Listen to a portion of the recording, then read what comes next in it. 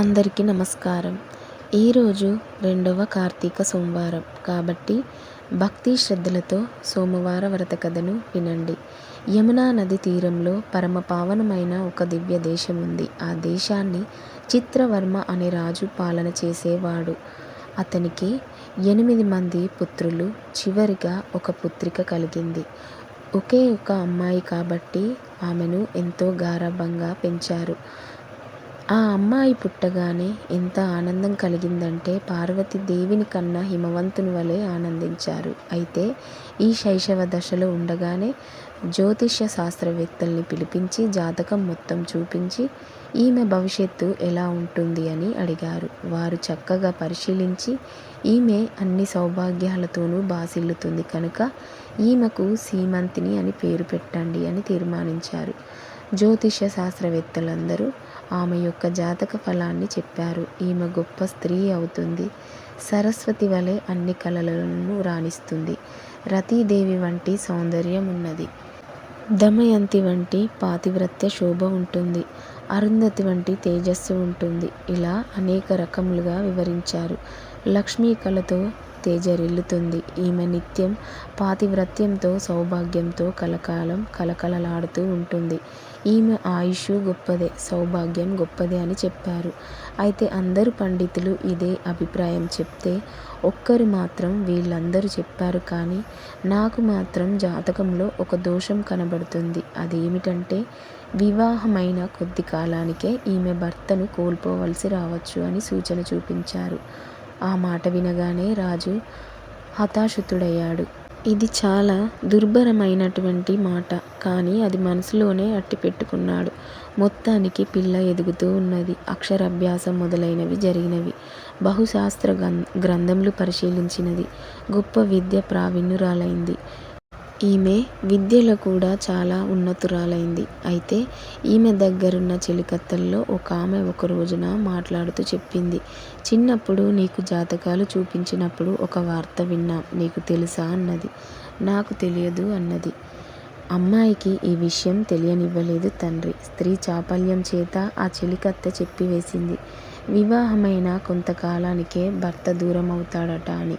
వెంటనే చాలా బాధపడింది. ఎందుకంటే వివాహం వయసు దగ్గరికి వస్తూ ఉన్నది. ఈ వార్త వింది. అంతకంటే బాధాకరమైన విషయం ఇంకేముంటుంది? ఎలా ఈ దుఃఖం నుంచి బయటపడాలా అని ఆలోచిస్తుంది. ఎందుకంటే మనకి సూచిస్తూ ఒక చెడు జరగబోతుందని కనబడుతున్నప్పటికీ భగవదారాధన వల్ల బయటపడవచ్చు. ఈ విధంగా తల్లి ఆలోచన చేసి ఏ విధంగా బయటపడాలన్న యోచనలో ఉన్న సమయంలో ఆమెకొకటి స్ఫురించింది. గురువులను ఆశ్రయించాలి. ఇది చాలా ముఖ్యమైన విషయం. ఏ సమస్య వచ్చినా బెంబేలు పడకుండా ఎలా ధరించాలో గురువును ఆశ్రయించి తెలుసుకోవాలి.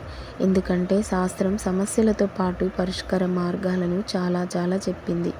ఆమె వాళ్ళ యొక్క గురువైనటువంటి యజ్ఞవల్క్య మహాముని భార్యను ఆశ్రయించింది. ఎందుకంటే ముత్తైదువుగా దీర్ఘ సుమంగలిగా ఉండాలనే ఉద్దేశంతో ఉన్నది కనుక దీర్ఘ సుమంగలిగా ఉన్నటువంటి ఋషిపత్నిని ఆశ్రయించింది.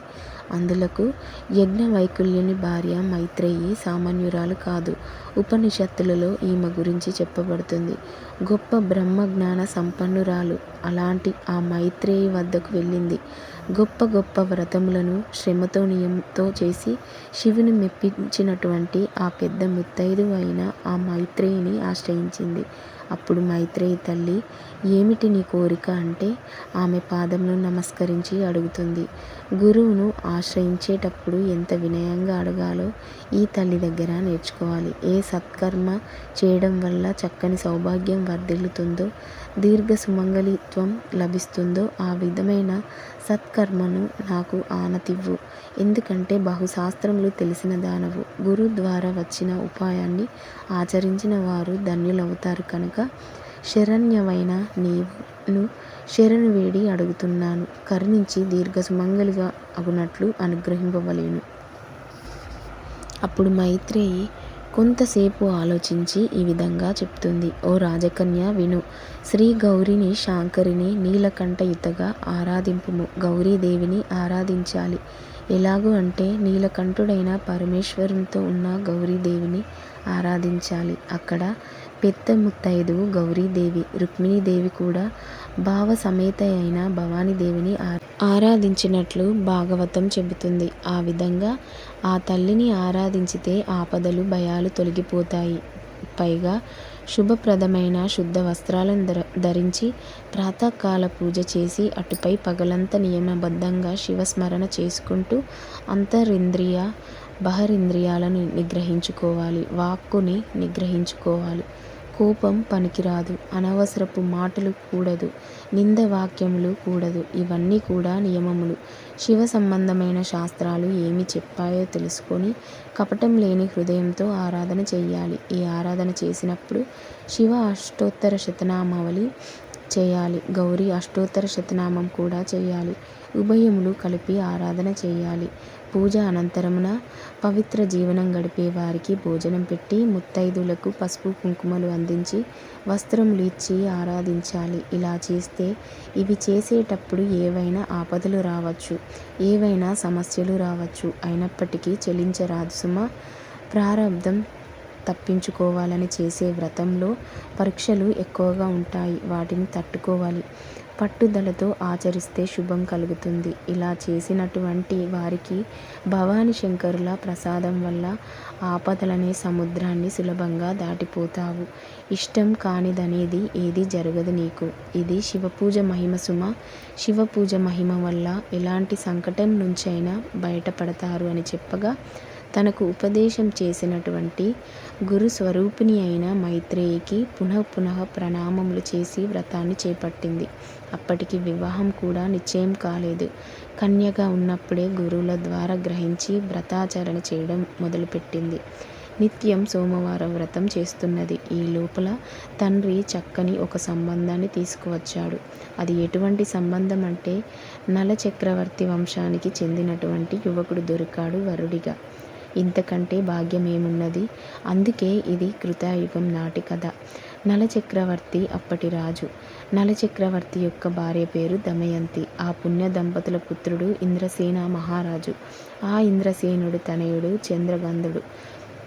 ఈ చంద్రగంధుడే ఇప్పుడు వరునిగా వచ్చినటువంటి వాడు. అంటే నలచక్రవర్తి మనవడు. ఇంద్రసేనునికి పుత్రుడు ఈ చంద్రగంధుడు. పైగా అద్భుతమైన సౌందర్యం కలిగినటువంటి వాడు. ఈ సంబంధం వచ్చింది, నిశ్చయమైంది, వివాహం జరిగింది. వివాహం జరిగిన కొద్ది రోజులకే యమునలో విహరించాలని కోరిక పుట్టింది. దానికి తగ్గ ఏర్పాట్లు చేశారు. దానితో యమునా నది తీరం ముందున తోటలంతా విహరించి యమునలో నౌక విహారం చేశారు. తన పరివార సమూహంతో సహా ప్రీతిగా వెళ్తున్నారు. అప్పుడు యమున మంచి పొంగు మీద ఉంది, నిండుగా ఉంది.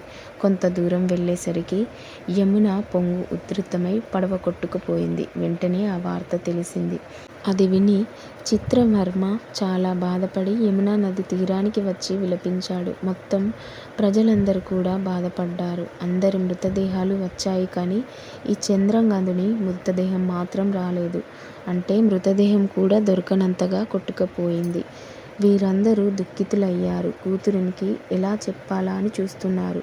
మృతదేహమా కనిపించలేదు, కానీ మరణించాడు అనడానికి సంపూర్ణమైన ఆధారాలు కనబడుతున్నాయి. ఈ మాట చెప్పలేక చెప్పినటువంటి గురువాక్యముల యందు విశ్వాసం చేత, భగవంతుని యందు శ్రద్ధ చేత ఇది ఒక కష్టం వచ్చినప్పుడు కూడా చెలించకూడదు అని చెప్పినది కనుక గురువాక్యాన్ని ఆధారం చేసుకొని శివ ఆరాధన కొనసాగిస్తున్నది. ఈ వార్త తెలిసిన ఇంద్రసేన మహారాజు చాలా దుఃఖితుడయ్యాడు. ఆ బాధతో అతడు రాజకార్యములు కూడా విస్మరించిన దశను గమనించి దయాదులు అతన్ని బంధించి చెరసాలలో పెట్టి రాజ్యాన్ని కైవసం చేసుకున్నారు. ఈమె మాత్రం చెక్కు చెదరకుండా శివారాధన చేస్తున్నది. ఇలా 3 ఏళ్లు గడిచాయి. యమునా నదిలో మునిగిపోయిన చంద్రగంధుడు చిత్రంగా నది యొక్క లోతులోకి వెళ్ళిపోతుండగా కొందరు నాగకన్యలు అక్కడికి వచ్చారు.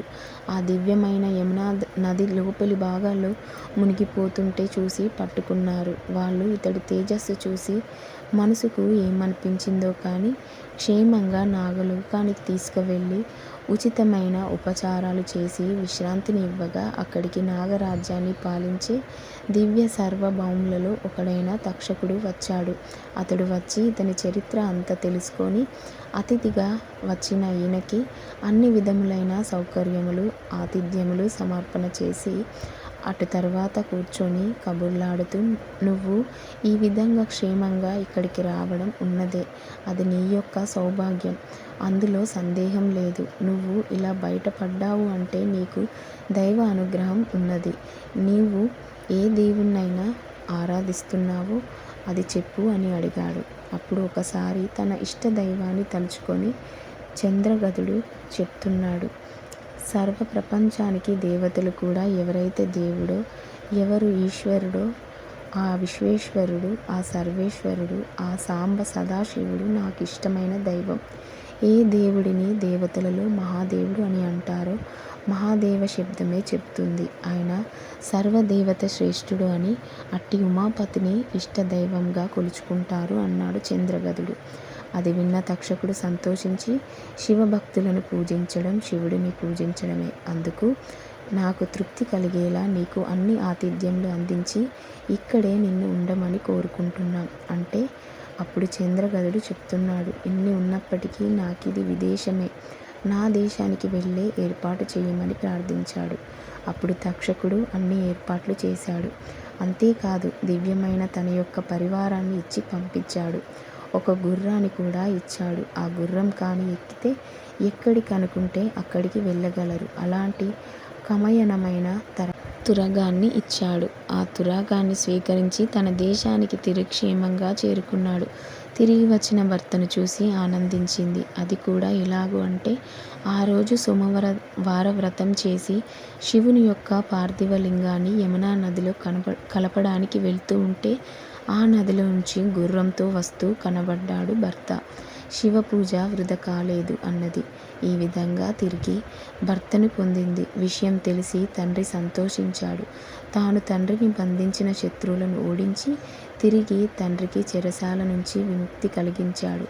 ఇలా ఆదుకున్న పరమేశ్వరుని ఉద్దేశించి అఖండమైన రుద్రాభిషేకాలు చేశాడు ఇంద్రసేనుడు. ఇక చిత్రవర్మ ఆనందానికి అంతులేదు. ఇలా వీరందరూ కలిసి శివారాధన చేసి ధన్యులయ్యారని సోమవార వ్రత మహిమను బ్రహ్మోత్తర ఖండం చెబుతుంది. ఎవరైతే భక్తి శ్రద్ధలతో ఈ కథ వింటారో వారికి ఆ పరమేశ్వరుని అనుగ్రహం తప్పకుండా కలుగుతుంది. ఓం నమః శివాయ.